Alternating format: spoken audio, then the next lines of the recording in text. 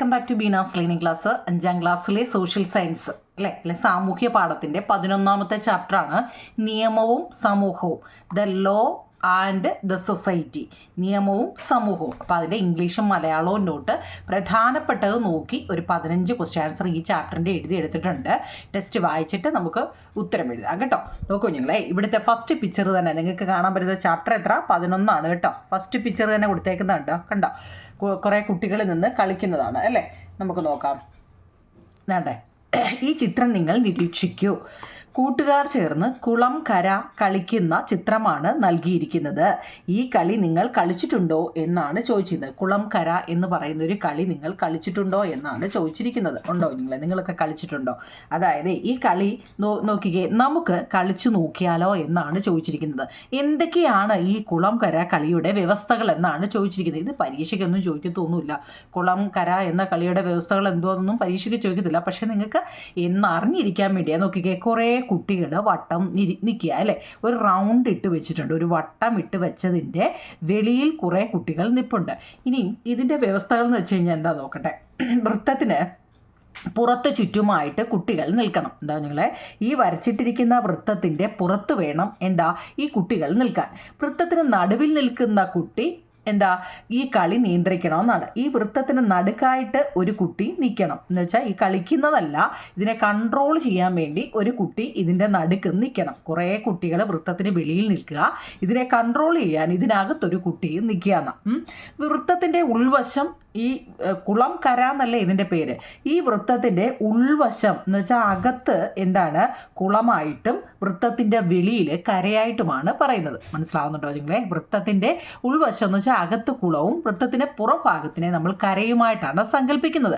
ഈ വൃത്തത്തിൻ്റെ നടുവിൽ കളി നിയന്ത്രിക്കുന്ന കുട്ടി, കുളം എന്ന് പറയുമ്പോൾ കുട്ടികൾ അകത്തോട്ട് ചാടുകയും കര എന്ന് പറയുമ്പോൾ വെളിയിലോട്ട് ചാടുകയുമാണ് ചെയ്യേണ്ടത്. ഇതാണ് കളി. ഈ സന്ദർഭത്തിൽ തെറ്റായിട്ട് ചാടുന്ന കുട്ടികൾ ചെയ്യുന്നു, ഈ കളിയിൽ നിന്നും പുറത്താകുന്നു. ഇപ്പോൾ കര എന്ന് പറയുമ്പോൾ കുളത്തിലോട്ടല്ല, പെട്ടെന്ന് എളുപ്പം പറയുമ്പോൾ കര എന്ന് പറയുമ്പോൾ ചിലപ്പോൾ എടുത്ത് ചിലത് അകത്തോട്ടിയാടും അല്ലേ. അപ്പോൾ അവർ ആ കളിയിൽ നിന്നും ഔട്ടാകും. ഇതൊക്കെ പറയുന്ന ആരാണ്? ഈ അകത്ത് നിൽക്കുന്ന ആളാണ് ഇതെല്ലാം കൺട്രോൾ ചെയ്യുന്നത്. ഇതാണ് കുളം കര എന്ന് പറയുന്നത്. മനസ്സിലായല്ലോ? ഈ ഈ റൗണ്ടിനകം കുളവും റൗണ്ടിൻ്റെ വെളിയിൽ കരയുമാണ് അല്ലേ. ഇതിനകത്തിൽ കൺട്രോൾ ചെയ്യാൻ ഒരാളുണ്ട് അല്ലേ, നിയന്ത്രിക്കാൻ ഒരാളുണ്ട്.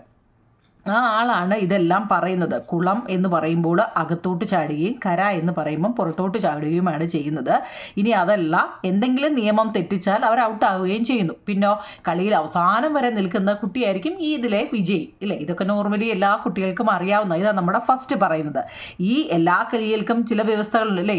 ഈ കളിയെന്നല്ല, നമ്മൾ ഏത് കളി കളിച്ചാലും അതിനെല്ലാം ചില വ്യവസ്ഥകളുണ്ടെന്നാണ് പറയുന്നത്. നിങ്ങൾ ഏർപ്പെടുന്ന കളികളിൽ വ്യവസ്ഥകൾ ആരെങ്കിലും പാലിക്കാതെ വന്നാൽ അവർക്ക് കളിക്കാൻ തുടരുമോ എന്ന് നിങ്ങളോട് ചോദിച്ചിട്ടുണ്ടോ നിങ്ങളെ? ഈ കളിയിൽ എന്തെങ്കിലും തരികിട പരിപാടി എന്തെങ്കിലും ചെയ്താൽ അവരെ നമ്മൾ നിർത്തുമോ? ഇല്ല. കളികൾക്ക് ചില വ്യവസ്ഥകളുണ്ട്. എല്ലാ കളികൾക്കും അതിൻ്റെതായ വ്യവസ്ഥകളുണ്ട് അല്ലേ. ഈ കളികളുടെ വ്യവസ്ഥകൾ ആരെങ്കിലും പാലിക്കാതെ വന്നാൽ അവർ കളിയിൽ തുടരാനാകില്ല, അവരെ കളിയിൽ നിന്നും പുറത്താക്കുമെന്നാണ് പറയുന്നത്. ഇതുപോലെയുള്ള വിദ്യാലയത്തിൻ്റെ സുഗമമായ പ്രവർത്തനത്തിന് ചില വ്യവസ്ഥകളും മാർഗനിർദ്ദേശങ്ങളും നാം പാലിക്കേണ്ടതുണ്ടല്ലോ. എന്തെല്ലാമാണ് എന്നാ പറയുന്നത്. നിങ്ങളെ ഇതുപോലെ നോക്കിക്കേ, നമ്മൾ ക്വസ്റ്റ്യൻ ആൻസറിലാണ് തുടങ്ങിയിരിക്കുന്നത് അല്ലേ. ഇവിടെ ചോദിച്ചേക്കുന്നത് വിദ്യാലയത്തിൻ്റെ സുഗമമായ പ്രവർത്തനം. നമ്മളൊരു സ്കൂള് അല്ലേ. ചോദ്യം ഇംഗ്ലീഷുകാർക്ക് എങ്ങനെ ആയിരിക്കും നിങ്ങളെ? നോക്കിക്കേ,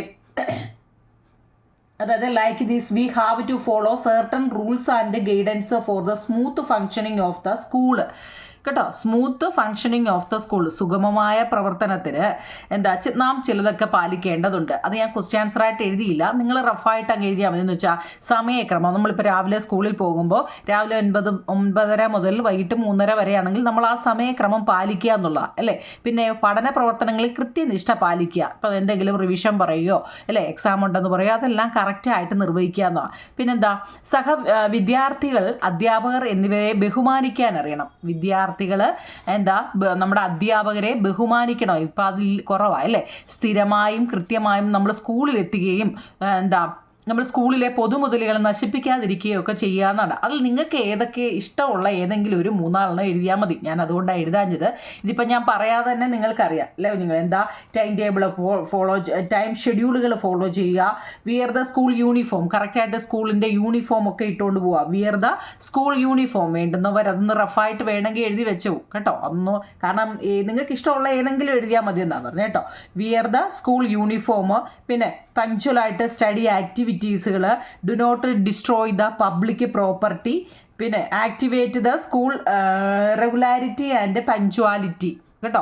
അതിലേതെങ്കിലും ഒരു 2-3 എഴുതിയാൽ മതി. ഓക്കെ ആണോ നിങ്ങളെ? മലയാളംകാർക്ക് എന്താണെന്നറിയാം, സമയക്രമമൊക്കെ പാലിക്കണം, സ്ഥിരമായും കൃത്യമായിട്ടും സ്കൂളിലെത്തുക, സ്കൂളിലെ പൊതുമുതലുകളൊന്നും നശിപ്പിക്കാതിരിക്കുക, അധ്യാപകരെ ബഹുമാനിക്കുക, പഠന പ്രവർത്തനങ്ങളൊക്കെ കൃത്യനിഷ്ഠ പാലിക്കുക എന്നൊക്കെ കുറേ കാര്യങ്ങളിൽ ഏതെങ്കിലും 2-3 പഠിച്ചു വെച്ചേക്കണം കേട്ടോ. ഇതിനകത്ത് ക്വസ്റ്റ്യൻ ആൻസറുകളായിട്ടൊന്നും വലുതായിട്ടില്ല നിങ്ങൾ കേട്ടോ.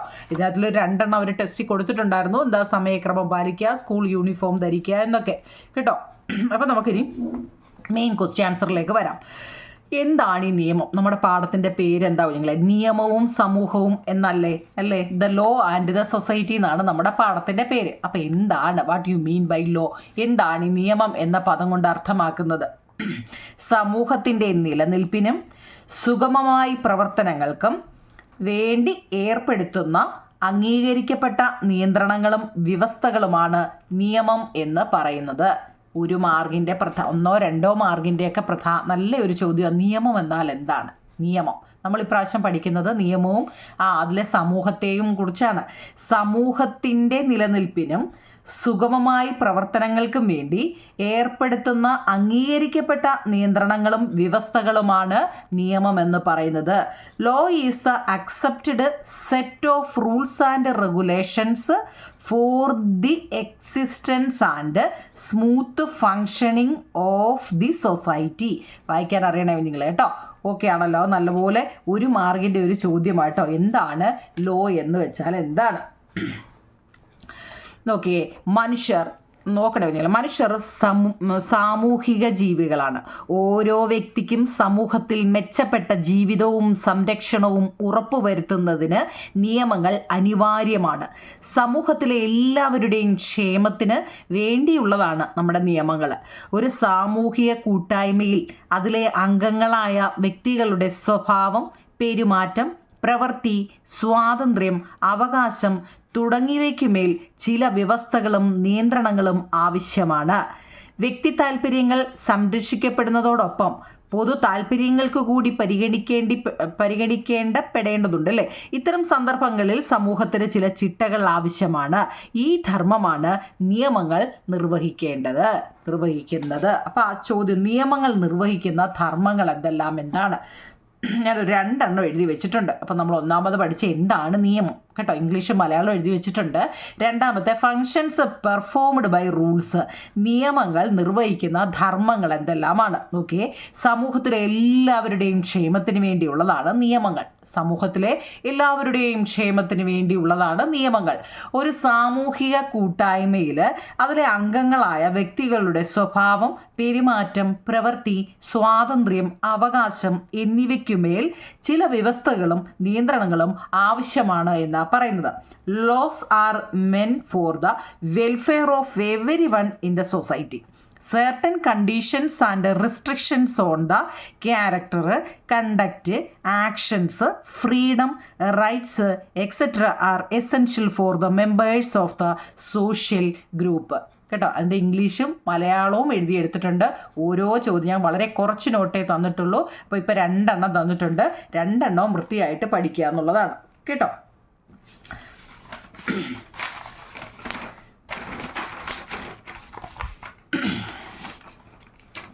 അടുത്ത് നോക്കൂ നിങ്ങളെ, നമ്മൾ നിയമങ്ങൾ പാലിക്കപ്പെടാതിരുന്നാൽ സമൂഹത്തിന് എന്താണ് സംഭവിക്കുക? നമ്മുടെ അടുത്ത് നിയമങ്ങളെക്കുറിച്ചൊക്കെ പറഞ്ഞു അല്ലേ? ഈ നിയമങ്ങളൊക്കെ നമ്മൾ പാലിക്കപ്പെടാതിരുന്നാൽ നമ്മുടെ സമൂഹത്തിന് എന്താണ് സംഭവിക്കുക? എന്താ നിങ്ങളെ?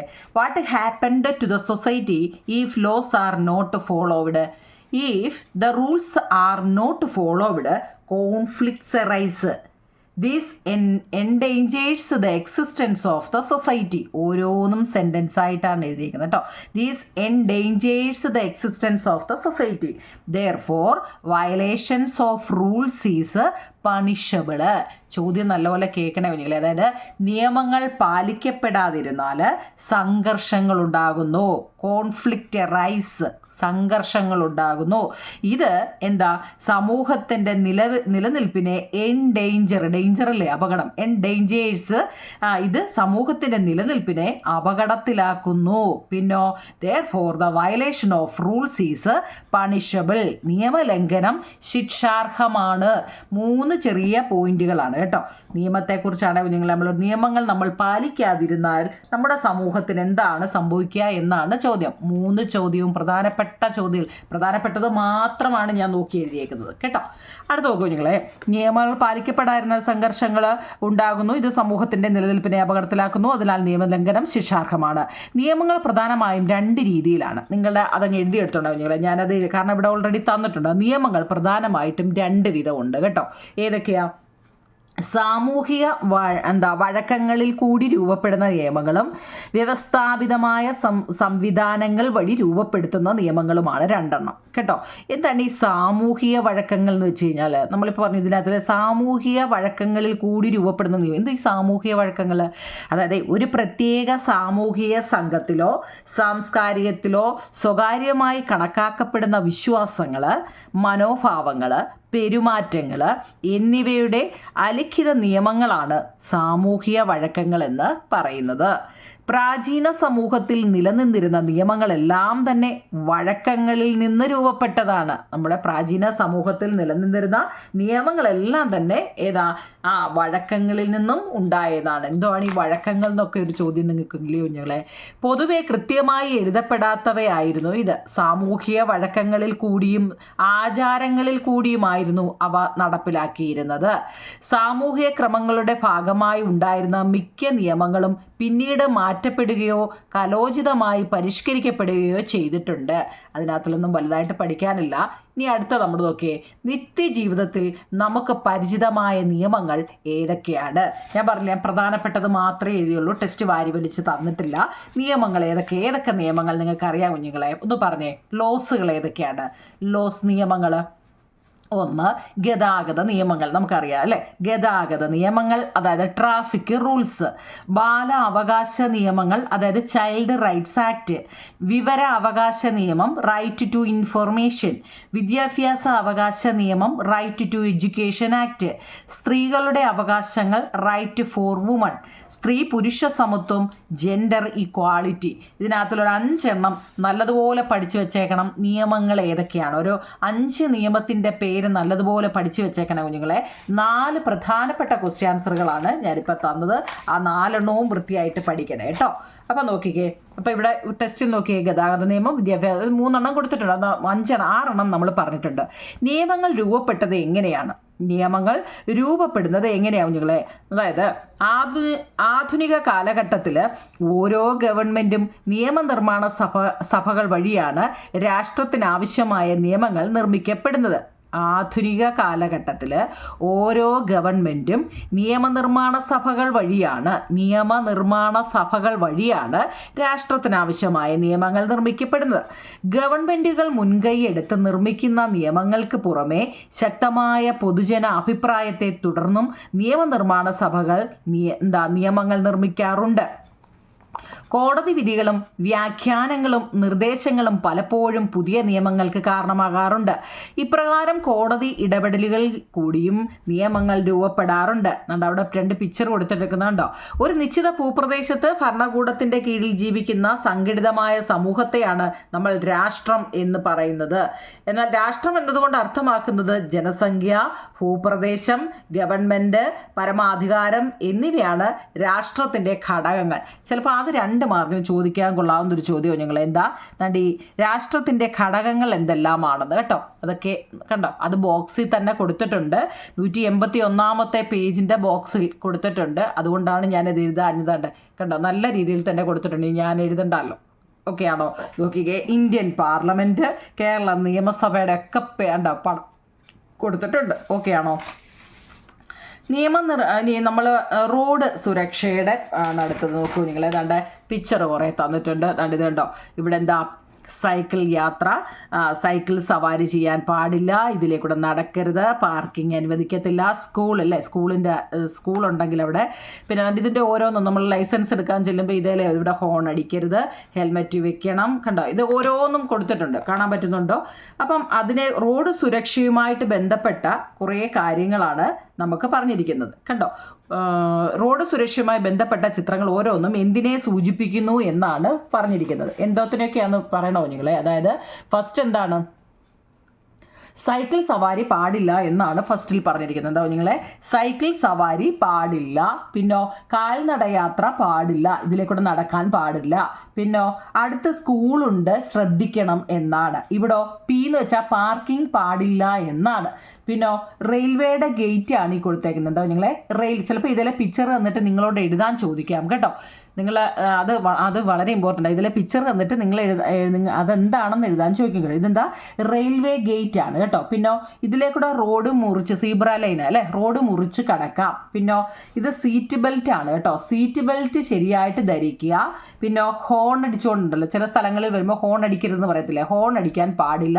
ഹെൽമെറ്റ് ധരിക്കുക. ഈ 9 പഠിച്ചു വെച്ചേക്കണേ നിങ്ങൾ. എന്താണ് ഇംഗ്ലീഷുകാരൻ എങ്ങനെ പറയും നിങ്ങളെ? ഞാൻ മലയാളം പെട്ടെന്ന് അങ്ങ് പറഞ്ഞു പോയി അല്ലേ. എന്താ?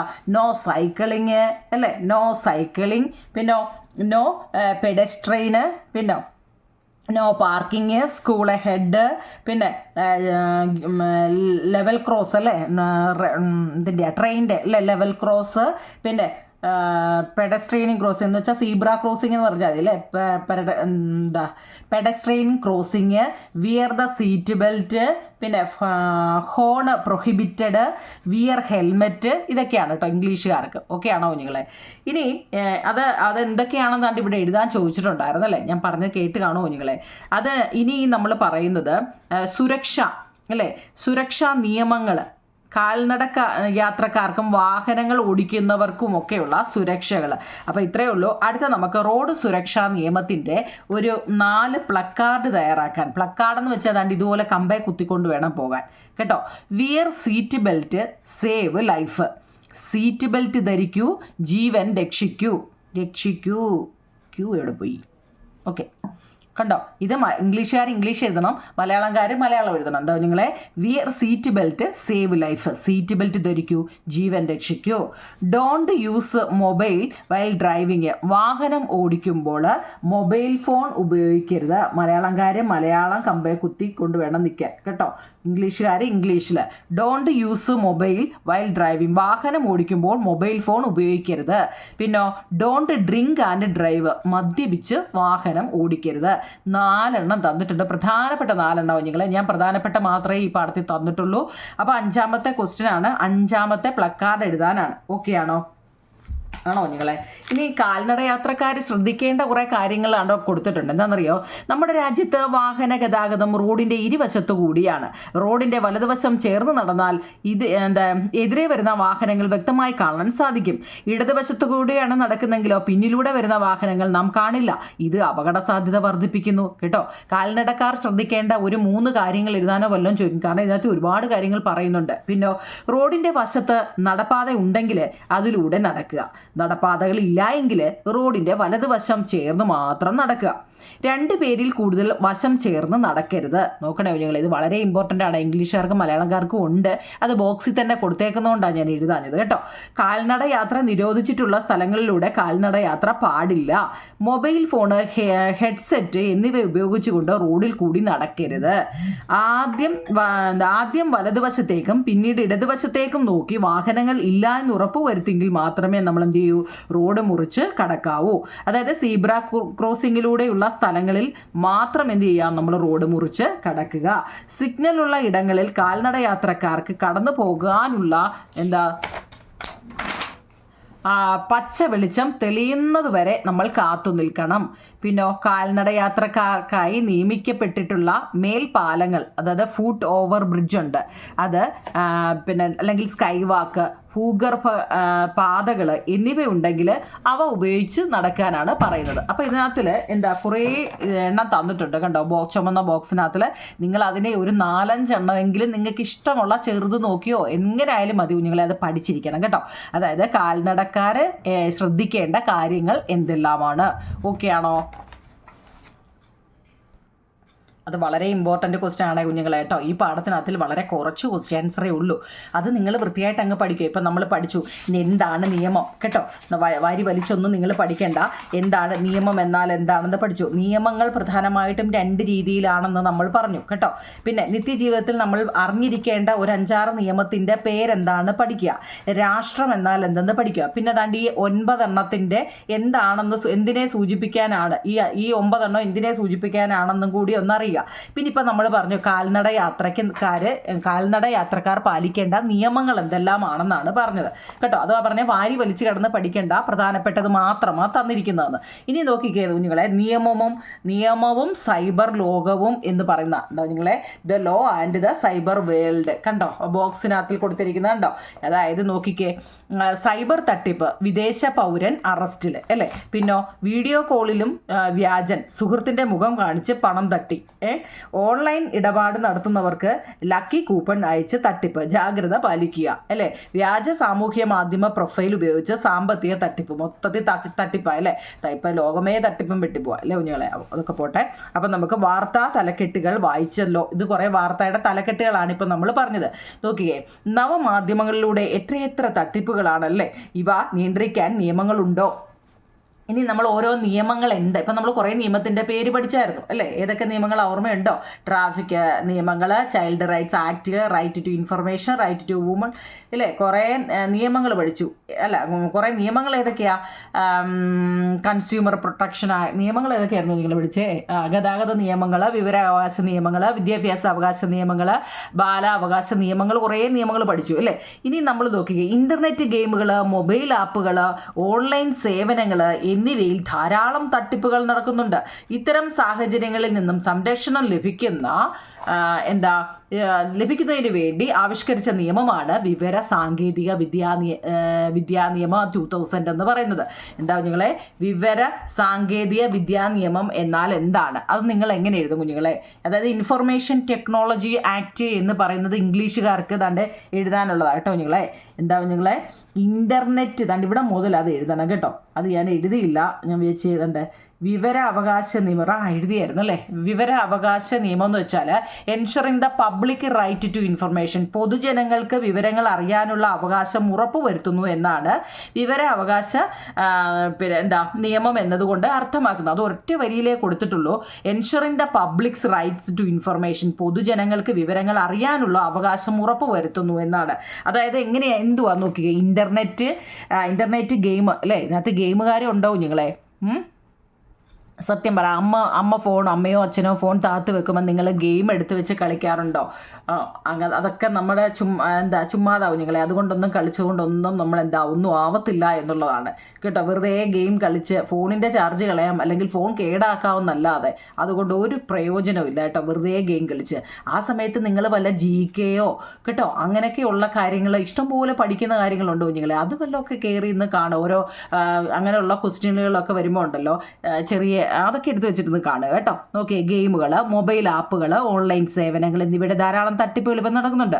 ഇത്തരം സാഹചര്യങ്ങളിൽ നിന്നും സംരക്ഷണം ലഭിക്കുന്ന പൊതുജനങ്ങൾക്ക് വിവരങ്ങൾ അറിയാനുള്ള അത് തന്നെ, അത്ര അറിഞ്ഞാൽ മതി അല്ലേ. വിവര സാങ്കേതിക വിദ്യാ നിയമമാണ്. വിവര സാങ്കേതിക വിദ്യാ നിയമം അതല്ലല്ലോ കുഞ്ഞുങ്ങളെ, ഇത് വിവര സാങ്കേതിക വിദ്യാ നിയമം കേട്ടോ. ഇത് തെറ്റിപ്പോവില്ലേ കേട്ടോ. ഇപ്പം തന്നെ എനിക്ക് തെറ്റി. വിവര സാങ്കേതിക വിദ്യാ നിയമമാണത് കേട്ടോ. ഏതാ ഞാനീ പറഞ്ഞത്? അതായത് വേണ്ടേ, ഇൻ്റർനെറ്റ് ഗെയിമുകൾ, മൊബൈൽ ആപ്പുകൾ, ഓൺലൈൻ സേവനങ്ങൾ എന്നിവയിൽ ധാരാളം തട്ടിപ്പുകൾ നടത്തുന്നുണ്ട്. ഇത്തരം സാഹചര്യങ്ങളിൽ നിന്നും സംരക്ഷണം ലഭിക്കുന്നതിന് വേണ്ടി ആവിഷ്കരിച്ച നിയമമാണ് വിവര സാങ്കേതിക വിദ്യാ നിയമം 2000. ഇതുവരെ ജനങ്ങളുടെ സംരക്ഷണത്തിന് വേണ്ടി പലവിധ നിയമങ്ങളും വന്നിട്ടുണ്ട്. നോക്കൂ നിങ്ങളെ, ഇനി പ്രധാനപ്പെട്ടതാണ് നോക്കിയേ, നിങ്ങൾക്ക് പരിചിതമായ നിയമങ്ങൾ കണ്ടെത്തി പട്ടിക പൂർത്തീകരിക്കുക. ഒരു 3-4 നിയമങ്ങളുടെ പേര് പഠിച്ചിട്ട് അത് എന്തിനു വേണ്ടിയുള്ളതാണെന്ന് അറിയണം കേട്ടോ കുഞ്ഞുങ്ങളെ. ഈ ഒരു 3-4, കാരണം നമ്മുടെ ചാപ്റ്ററിൻ്റെ പേര് നിയമങ്ങളാണ് കേട്ടോ. അപ്പം നിങ്ങൾ എന്താ ഒരു 3-4 നിയമങ്ങൾ പഠിച്ചിട്ട് എന്തിനുള്ള നിയമങ്ങളാണെന്ന് പഠിക്കുക കേട്ടോ. നോക്കി, ഒന്ന് വിവരാവകാശ നിയമം, അതാ കറക്റ്റ് മുമ്പ് പറഞ്ഞ കേട്ടോ കേട്ടോ. വിവരാവകാശ നിയമം എന്ന് വെച്ചാൽ ensuring the public right information എന്ന് വെച്ചാൽ പൊതുജനങ്ങൾക്ക് വിവരങ്ങൾ അറിയാനുള്ള അവകാശം ഉറപ്പ് വരുത്തുന്നതാണ് വിവരാവകാശ നിയമം. അപ്പോൾ 9 ക്വസ്റ്റ്യൻ ആൻസർ ആണ് നമ്മളിപ്പോൾ പഠിച്ചത് കേട്ടോ. അടുത്തത് ഇനി നമ്മൾ ഒരു 3-4 എന്താ നിയമം പഠിക്കണമെന്നല്ലേ പറഞ്ഞത്. അടുത്ത നിയമം ഏതാ കുഞ്ഞുങ്ങളെ?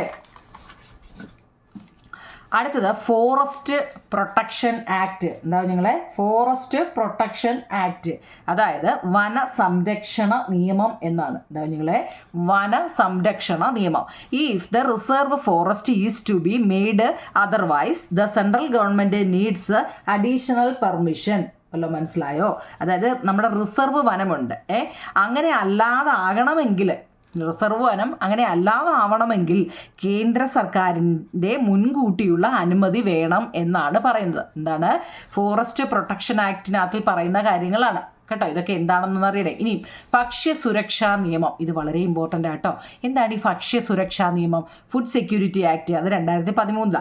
In case of non distribution of eligible food grains or food under this act, food security will be ensured to the eligible beneficiaries. വല്ല മനസ്സിലായോ? അതായത് ഈ നിയമം അനുസരിച്ച് അർഹതപ്പെട്ട ഭക്ഷ്യധാന്യങ്ങളോ ഭക്ഷണമോ വിതരണം ചെയ്യാത്ത സാഹചര്യത്തിൽ എന്താ അർഹമായ ഗുണഭോക്താക്കൾക്ക് ഭക്ഷ്യസുരക്ഷ ഉറപ്പുവരുത്തുന്നു എന്നാണ് പറയുന്നത്. ഓക്കെ ആണോ കുഞ്ഞുങ്ങളെ? അത് അപ്പോൾ നോക്കൂ കുഞ്ഞുങ്ങളെ, ഇനി നമ്മൾ പഠിക്കുന്നത് കുട്ടികളും അവരുടെ അവകാശങ്ങളും. വളരെ ചെറിയൊരു ചാപ്റ്റർ ആട്ടോ. ഇതിനകത്തിലെ കാര്യങ്ങളെല്ലാം ഒന്ന് അറിഞ്ഞിരിക്കുക എന്നുള്ളതേ ഉള്ളൂ. നോക്കിക്കേ, കുട്ടികളും അവകാശങ്ങളും. ബാലവേല നിരോധന നിയമം ലംഘിച്ചു, ഹോട്ടൽ ഉടമയ്ക്കെതിരെ കേസെടുത്തു. ബാലനിധി നിയമം നിലവിൽ വന്നതോടെ കുട്ടികൾക്കെതിരെയുള്ള കുറ്റകൃത്യങ്ങൾ കുറഞ്ഞു. Survey report. വിദ്യാഭ്യാസ അവകാശ നിയമം പ്രാബല്യത്തിൽ, ശൈശവ വിവാഹ നിരോധന നിയമം നിലവിൽ വന്നു. ഇതൊക്കെയാണ് ഈ വാർത്താ തലക്കെട്ടുകളുടെ കൊളാഷ്. നിങ്ങൾ ശ്രദ്ധിച്ചു എന്ന് വെച്ചാൽ ഇത് നിങ്ങൾ നോക്കിയോ? എന്തെല്ലാം നിയമങ്ങളാണ് ഇതിൽ സൂചിപ്പിക്കുന്നത് നോക്കൂ നിങ്ങളെ. നിങ്ങൾക്ക് അതിൽ തന്നെ എഴുതിയിട്ടുണ്ട്, ബാലവേല നിരോധന നിയമം ഒക്കെ ഉണ്ടല്ലേ. നോക്കിയേ, ഇവിടെ ചിൽഡ്രൻസ് ആൻഡ് ദെയർ റൈറ്റ്സുകൾ, കുട്ടികളും അവരുടെ അവകാശങ്ങളും എന്തൊക്കെയാണെന്ന് നോക്കൂ നിങ്ങളെ. ബാലവേല നിരോധന നിയമം എന്ന് വെച്ചാൽ ചൈൽഡ് ലേബർ പ്രൊഹിബിഷൻ ആക്ട്. വിദ്യാഭ്യാസ അവകാശ നിയമം എന്ന് വെച്ചാൽ right to education act. POCSO act, POCSO act. ശൈശവ വിവാഹ നിരോധന നിയമം, ചൈൽഡ് മാര്യേജ് പ്രൊഹിബിഷൻ ആക്ട്. കേട്ടോ, ആ 4 പഠിക്കണേ കുഞ്ഞുങ്ങളെ. കുട്ടികളും അവരുടെ അവകാശങ്ങളും എന്താണെന്നാണ് അത് നല്ലതുപോലെ എഴുതിയെടുക്കണേ കേട്ടോ. സ്പെല്ലിംഗ് ഒന്നും തെറ്റിപ്പോവല്ലേ. ഓക്കെ ആണോ? 12 ക്വസ്റ്റ്യൻ ആൻസർ ആണ് നമ്മളിപ്പോൾ പഠിച്ചത് കേട്ടോ. അപ്പോൾ ഇനി അടുത്ത ബാലവേല നിരോധനം എന്നാ കുഞ്ഞുങ്ങളെ വന്നത് 1986 കേട്ടോ. 1 മാർക്കിനൊക്കെ അത് ചോദിക്കും, ടെസ്റ്റിലുണ്ട്. അടുത്ത് നോക്കിയേ, കുറേ നിയമങ്ങൾ ആ ബോക്സിൽ കൊടുത്തിട്ടുണ്ട്. വിദ്യാഭ്യാസ അവകാശ നിയമം 2009. എന്തുപോയി? നമ്മളിപ്പോൾ കുറേ അവകാശ നിയമങ്ങളെ കുറിച്ച് പറഞ്ഞതാണ് അല്ലേ. എന്താണ് വിദ്യാഭ്യാസ അവകാശ നിയമം എന്ന് നമ്മൾ പറഞ്ഞത്? 6 മുതൽ 14 വയസ്സ് വരെയുള്ള കുട്ടികൾക്ക് സൗജന്യവും നിർബന്ധിതവുമായ പ്രാഥമിക വിദ്യാഭ്യാസം ഉറപ്പ് നൽകുന്നു എന്നാണ്. നിങ്ങളെ എത്ര വയസ്സ് മുതലാണെന്ന് ഓർത്തോണേ. അതായത് 6 വയസ്സ് മുതൽ അല്ലേ, 6 വയസ്സ് മുതൽ 14 വയസ്സ് വരെയാണ് കേട്ടോ. മറന്നുപോലെ കുട്ടികൾക്ക് സൗജന്യവും നിർബന്ധിതവുമായ പ്രാഥമിക വിദ്യാഭ്യാസം ഉറപ്പു നൽകുന്നു. അതുപോലെ തന്നെ ബാല അവകാശ സംരക്ഷണ കമ്മീഷന് കുട്ടികളുടെ അവകാശങ്ങൾ സംരക്ഷിക്കാൻ വേണ്ടി ദേശീയ തലത്തിൽ ദേശീയ ബാലാവകാശ സംരക്ഷണ കമ്മീഷനും സംസ്ഥാന തലത്തിൽ സംസ്ഥാന ബാലാവകാശ സംരക്ഷണ കമ്മീഷനും പ്രവർത്തിക്കുന്നുണ്ട് കേട്ടോ. ഇനി കുട്ടികളുടെ അവകാശങ്ങളെ സംബന്ധിച്ച് ബാലസഭയിൽ അവതരിപ്പിക്കുന്നതായിട്ട് ഒരു പ്രസംഗം തയ്യാറാക്കാൻ നിങ്ങളോട് ചോദിച്ചിട്ടുണ്ട്. എന്താ നിങ്ങൾ ഈ ബാലനീതി നിയമം എന്ന് വെച്ചാൽ ഇതിൻ്റെയൊക്കെ ഡേറ്റ് നിങ്ങളൊന്ന് പഠിച്ചു വെച്ചേക്കണം കേട്ടോ. സുരക്ഷിത ബാല്യം ഉറപ്പുവരുത്തുന്നതിനായിട്ട് 2015 നിലവിൽ വന്ന നിയമമാണ് ബാലനീതി നിയമം. കുട്ടികളെ ഉപദ്രവിക്കുക, അവഗണിക്കുക, ഭിക്ഷാടത്തിന് ഉപയോഗിക്കുക, അടിമവേല ചെയ്യിക്കുക, ലഹരി വസ്തുക്കൾ നൽകുക, അതിൻ്റെ വിൽപ്പനയ്ക്കായി കുട്ടികളെ ഉപയോഗിക്കുക തുടങ്ങിയവ നിയമമനുസരിച്ച് ശിക്ഷാർഹമാണ്. ഇത്തരം അവകാശ ലംഘനങ്ങൾ ഉണ്ടായാൽ സംസ്ഥാന ബാലാവകാശ സംരക്ഷണ കമ്മീഷനെ സമീപിക്കാവുന്നതാണ് എന്നാണ് ബാലനീതി നിയമത്തിൽ പറയുന്നത്. കണ്ടോ, പച്ച ബോക്സിൽ കണ്ടോ, കാണുന്നുണ്ടോ കുഞ്ഞുങ്ങളെ? അപ്പോൾ നോക്കിക്കേ, നമ്മൾ നിയമവാഴ്ച എന്നാൽ എന്താ കുഞ്ഞുങ്ങളെ? അത് അവിടെ വരെ ആയില്ല അല്ലേ? നമ്മളിപ്പോൾ കുറേ നിയമങ്ങളെക്കുറിച്ച് ടെസ്റ്റിൽ ഓൾറെഡി ഉണ്ടോ, എല്ലാം ടെസ്റ്റ് കൊടുത്തിട്ടുണ്ട്. നിങ്ങളുടെ കേരള സിലബസിൻ്റെ ഇംഗ്ലീഷ് മീഡിയത്തിൻ്റെയും മലയാളം മീഡിയത്തിൻ്റെയും ടെസ്റ്റിൽ ബോക്സിൽ കയറ്റി കൊടുത്തിട്ടുണ്ട് കുഞ്ഞുങ്ങളെ. ഓരോ അവകാശങ്ങളും എല്ലാം ഓരോ വരിയേ ഉള്ളൂ. അപ്പോൾ അതുകൊണ്ടാണ് ഞാൻ സെപ്പറേറ്റ് എഴുതാഞ്ഞത് കേട്ടോ. നവംബർ 20 ലോക ബാലാവകാശ സംരക്ഷണ നിയമമാണ്. ഇതിൻ്റെയൊക്കെ ഡേറ്റ് ഒന്ന് പഠിച്ചു വെച്ചേക്കണേ. ജൂൺ 12 ബാലവേല വിരുദ്ധ ദിനവുമാണ് കേട്ടോ. ഓക്കെ ആണോ കുഞ്ഞുങ്ങളെ? അതിൻ്റെ ആ ഡേറ്റ് ഒന്ന് പഠിച്ച് വെച്ചേക്കണേ. ഇതിനകത്ത് കൂടുതലും ഡേറ്റ് പറയുന്നുണ്ട്. നോക്കിയേ, അടുത്ത പോക്സോ ആക്ട്. എന്താണ് ഈ പോക്സോ? നമ്മൾ പേപ്പറിനകത്ത് കണ്ടിട്ടുണ്ടോ കുഞ്ഞുങ്ങളെ? പോക്സോ കേസിൽ പിടികൂടി എന്നൊക്കെ കേട്ടിട്ടുണ്ടോ? എന്താണ്? Protections of children's from sexual offence എന്നാണ് അതിൻ്റെ ഫുൾ നെയിം കേട്ടോ. എന്ന് വെച്ചാൽ ലിംഗപദവി വ്യത്യാസമില്ലാതെ കുട്ടികൾക്കെതിരെയുള്ള ലൈംഗിക അതിക്രമങ്ങളിൽ നിന്ന് അവരെ സംരക്ഷിക്കുന്നതിനായിട്ട് നിലവിൽ വന്ന നിയമമാണ് പോക്സോ ആക്ട്. അതായത് ലൈംഗിക കുറ്റകൃത്യങ്ങളിൽ നിന്നും കുട്ടികളെ സംരക്ഷിക്കുന്നതിനുള്ള നിയമമാണ്. 2012 അല്ലേ അന്താരാഷ്ട്ര തലത്തിൽ 1989 നിലവിൽ വന്ന കുട്ടികളുടെ അവകാശ ഉടമ്പടിയെ അംഗീകരിച്ചുകൊണ്ടാണ് ഇന്ത്യ ഗവൺമെൻറ് ഈ നിയമം നടപ്പിലാക്കിയിട്ടുള്ളത് കേട്ടോ. അത് പച്ച ബോക്സിൽ കൊടുത്തിട്ടുണ്ട് നിങ്ങൾ. എന്താണ് അപ്പോൾ കുറേ ആക്ടിൻ്റെ ഇതിനകത്തുള്ള ഓരോ ബോക്സിൽ കൊടുത്തിട്ടുണ്ട്. എല്ലാത്തിനെക്കുറിച്ചും ഒന്ന് റഫായിട്ട് അറിഞ്ഞിരിക്കണേ നിങ്ങളെ. ഓരോ ആക്ടിനും എന്തൊക്കെയാണ് പറഞ്ഞിരിക്കുന്നതെന്നൊന്ന് അറിഞ്ഞിരിക്കണേ. ഇനി അടുത്ത് നമ്മൾ പഠിക്കുന്നത് നിയമവാഴ്ചയാണ്. എന്താണ് നിയമവാഴ്ച? അതായത് നോക്കിക്കേ, the rule of law is A state of living subject to the equality of protections ensured by law. നിയമം ഉറപ്പാക്കുന്ന തുല്യ സംരക്ഷണം അനുഭവിച്ചവയ്ക്ക് വിധേയപ്പെട്ട് ജീവിക്കുന്ന സാഹചര്യമാണ് നിയമവാഴ്ച എന്ന് പറയുന്നത്. 2 മാർക്കിൻ്റെ ഒരു ചോദ്യമാണ് റൂൾ ഓഫ് ലോ. നല്ലപോലെ പഠിക്കണേ നിങ്ങളെ. അടുത്ത് importance of rule of law. നിയമവാഴ്ചയുടെ പ്രാധാന്യം എന്താണെന്ന് ചോദിക്കും. നിയമവാഴ്ചയുടെ പ്രാധാന്യം എന്താണ്? നമ്മുടെ ജനാധിപത്യത്തിൻ്റെ അടിത്തറയാണ് കുഞ്ഞുങ്ങളെ നിയമവാഴ്ച എന്ന് പറയുന്നത്. നമ്മുടെ ജനാധിപത്യത്തിൻ്റെ അടിത്തറയാണ് നിയമവാഴ്ച എന്ന് പറയുന്നത്. The rule of law is the foundation of our democracy. അതുപോലെ തന്നെ എല്ലാ നിയമങ്ങളും രാജ്യത്തെ എല്ലാ പൗരന്മാർക്കും ഒരേപോലെ ബാധകമാണ് അല്ലേ? അങ്ങനെ ചെറുതും വലുതും കറുപ്പും വെളുപ്പും അങ്ങനെയുള്ള ഒരു ഇതുമില്ല. എല്ലാവർക്കും ഒരേ എല്ലാ നിയമങ്ങളും രാജ്യത്തെ എല്ലാ പൗരന്മാർക്കും ഒരുപോലെ തന്നെയാണ്. All laws are equally applicable to all citizens of the country. 2 ഞാൻ എഴുതിയുള്ളൂ. നിയമവാഴ്ച എന്നാൽ എന്താണെന്നും നിയമവാഴ്ചയുടെ പ്രാധാന്യം എന്താണെന്നും 2 എഴുതിയിട്ടുള്ള എൻ്റെ പൊന്നു കുഞ്ഞുങ്ങളെ. അതെങ്കിലും പഠിക്കണേ കേട്ടോ. Which are the agencies we approach to ensure the rule of law and find solutions to the instance of disputes and conflict in the society. മനസ്സിലായോ? സമൂഹത്തിൽ തർക്കങ്ങളും ഡിസ്പ്യൂട്ട്സ് എന്ന് വെച്ചാൽ എന്താ കുഞ്ഞുങ്ങളെ? വഴക്കാണ് കേട്ടോ, കലഹങ്ങളില്ലേ. കോൺഫ്ലിക്റ്റ് അല്ലേ? കോൺഫ്ലിക്റ്റ് എന്ന് വെച്ചാൽ എന്താ? ഡിസ്പ്യൂട്ട്സ് ആൻഡ് കോൺഫ്ലിക്റ്റ് എന്ന് വെച്ചാൽ തർക്കങ്ങളും കലഹങ്ങളും അല്ലേ? ഇതൊക്കെ ഉണ്ടാകുമ്പോൾ നമ്മുടെ നിയമവാഴ്ച ഉറപ്പുവരുത്താനും പരിഹാരം കണ്ടെത്താനും നമുക്ക് എന്തെല്ലാം സംവിധാനങ്ങളാണ് ഇപ്പോൾ ഉള്ളത്? എന്തൊക്കെയുണ്ടെന്നാണ് കേട്ടോ. എന്തൊക്കെയാ? നമുക്ക് എന്തെങ്കിലും ഒരു പ്രശ്നം ഉണ്ടായാൽ നമ്മൾ ആരോടാവും നിങ്ങളെ ആദ്യം പറയുന്നത്? നമ്മുടെ പോലീസ് സ്റ്റേഷനിൽ ചെന്നല്ലേ നമ്മൾ പറയുന്നത് അല്ലേ? എന്ത് പ്രശ്നം ഉണ്ടെങ്കിലും നമ്മൾ ആദ്യം എന്ന് അവരോടാണ് പറയുന്നത്. പിന്നെ കോർട്ടിൽ അല്ലേ?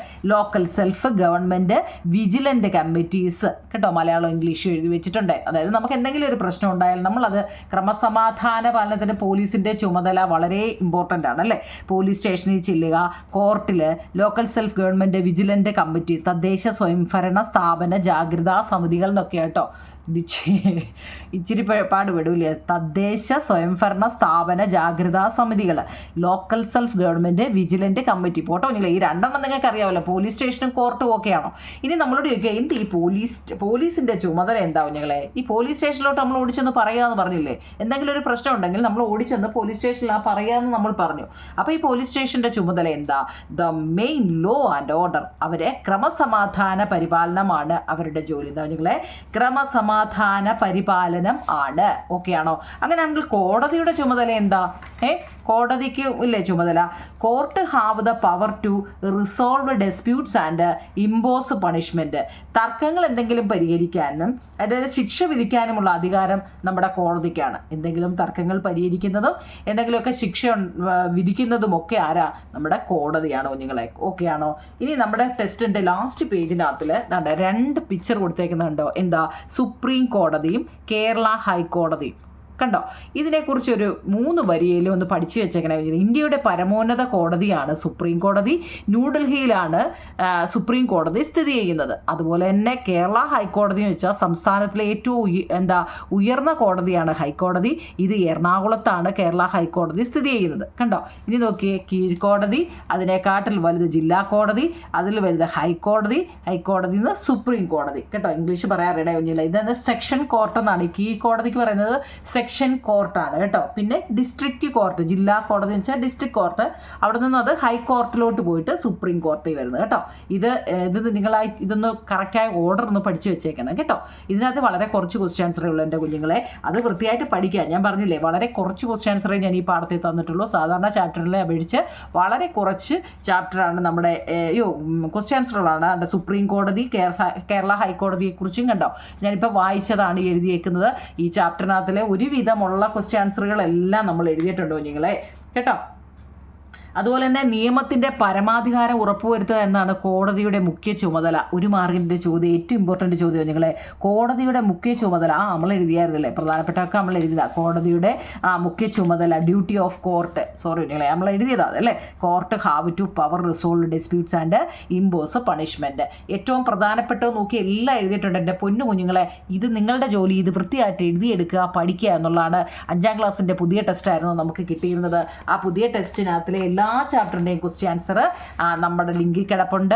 നിങ്ങളത് കയറി എല്ലാം കാണുക. നമ്മുടെ അടുത്ത പരീക്ഷ വരുന്നുണ്ട്. ഈ ഫെബ്രുവരി ലാസ്റ്റിലാണ് നമ്മുടെ പരീക്ഷ തുടങ്ങുന്നത്. വൃത്തിയായിട്ട് എല്ലാ ചാപ്റ്ററും ഇത് പഠിക്കണം. ഏതെങ്കിലും ചാപ്റ്ററിൽ ഡൗട്ടുണ്ട്, നമ്മുടെ മാത്സ്, സയൻസ്, സോഷ്യൽ, പിന്നെ ഞാൻ സമയം കിട്ടുമ്പോഴൊക്കെ ഇംഗ്ലീഷ്, മലയാളം ഒക്കെ ഇടുന്നുണ്ട്. നിങ്ങളുടെ ജോലി ഇത് വൃത്തിയായിട്ട് എഴുതിയെടുക്കുക, പഠിക്കുക. പിന്നെ ഇത് എഴുതിയെടുത്തതിന് ശേഷമായാലും എന്തായാലും നിങ്ങൾ കമൻറ്റ് ബോക്സിൽ പറയണേ എൻ്റെ പൊന്നു കുഞ്ഞുങ്ങളെ. നിങ്ങൾക്ക് വേണ്ടിയാണ് ഇത് ഇത്രയും ഞാനിരുന്ന് എഴുതിയത് കേട്ടോ. അപ്പോൾ നിങ്ങൾ അതിൻ്റെ കമൻറ്റ് ബോക്സിൽ പറയണേ കേട്ടോ. ഓക്കെ കുഞ്ഞുങ്ങളെ, താങ്ക് യു.